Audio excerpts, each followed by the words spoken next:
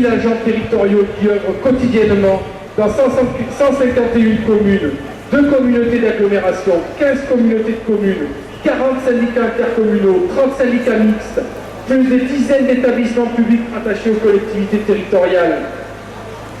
Un département, une région, ces agents qui représentent plus de 10% de l'emploi total salarié en Vaucluse, et dont 80% sont des personnels de catégorie C, employés et ouvriers, exercent des missions diversifiées au service des Vauclusiens dans l'action sociale et médico-sociale, la gestion et l'entretien du réseau routier, la voirie, l'état civil, le développement économique, la formation professionnelle, le fonctionnement et l'entretien des écoles, collèges, lycées, l'aménagement du territoire, l'habitat, la culture, l'animation enfance-jeunesse, la gestion des ordures ménagères, les cantines, les crèches, les garderies, les personnels de piscine, les services des sports, les services culturels, musées, professeurs de musique, les gardiens de HLM, les pompiers, les services départementaux d'incendie de secours, les bibliothèques, l'entretien et le nettoyage des jardins, des bâtiments publics, etc.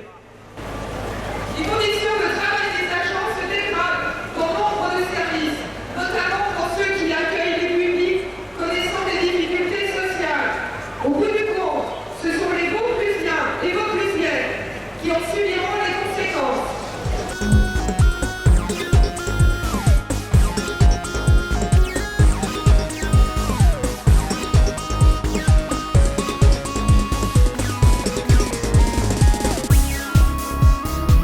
On peut voir se dessiner les logiques qui structureraient le paysage administratif de demain.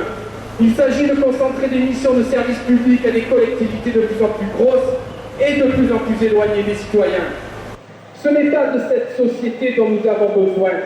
Nous revendiquons un vaste débat citoyen avec les personnels et les usagers sur l'organisation des missions publiques en préalable à toute réforme.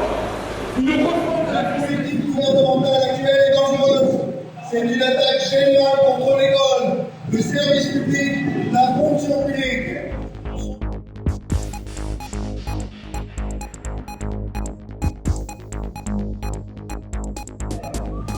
La France a besoin d'un système éducatif plus juste, plus égalitaire, fidèle au fondement de l'école laïque, gratuite et généreuse, ouverte aux plus défavorisés. Nous crions haut et fort notre refus de cette politique de casse du service public d'enseignement de notre pays.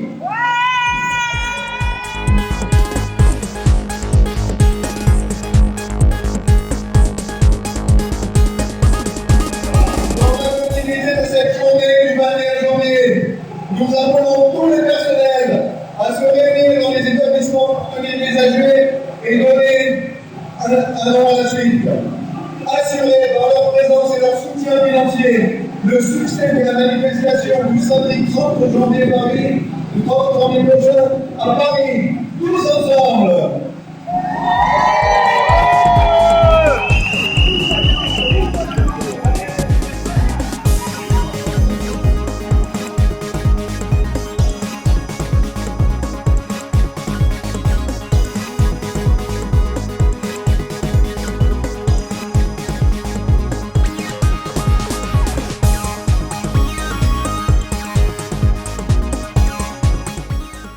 Cette mobilisation entend condamner l'entreprise de démolition que le gouvernement et les forces libérales entreprennent contre les piliers de nos institutions et notre modèle social que constitue notre fonction publique et nos services publics.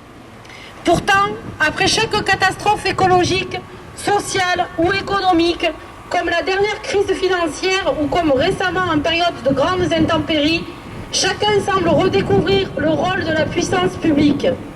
Malgré l'opposition de certains syndicats, les fortes résistances des élus, le président de la République persiste et signe dans sa volonté de mettre en cause l'organisation démocratique de nos institutions territoriales.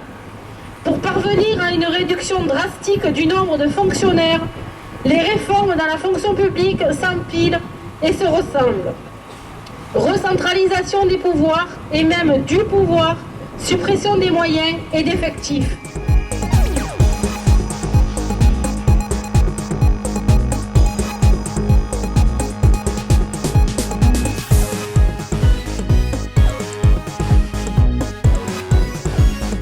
RGPP, réforme des collectivités. collectivités, réforme des administrations territoriales d'État forment bien une cohérence qui met à mal le service public à la française et les structures républicaines démocratiques. C'est donc bien d'une recentralisation de nos institutions locales dont il s'agit, avec son corollaire d'éloignement des lieux de décision des citoyens. Menée au pas de charge, cette réforme des collectivités veut atteindre deux objectifs. D'abord, diminuer le nombre d'agents de la fonction publique, ce qui aura pour conséquence inévitable une réduction de ses moyens. Le second est un reprofilage de l'appareil d'État. C'est une restructuration complète des missions publiques de l'État.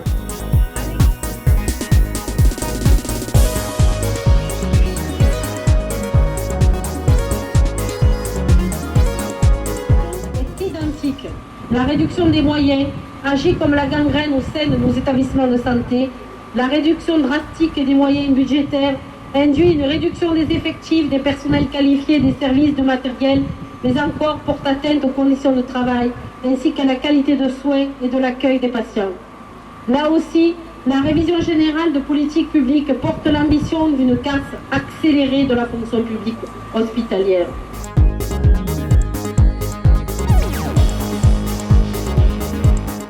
Des actions convergentes des salariés de la fonction publique, des élus et des citoyens peuvent voir le jour et ce 21 janvier n'est qu'une étape. L'exemple du rassemblement créé autour de la Poste peut ouvrir le chemin à des actions communes et c'est tous ensemble que nous y parviendrons et c'est le message que nous allons porter auprès du préfet dès à présent en délégation. Merci à tous.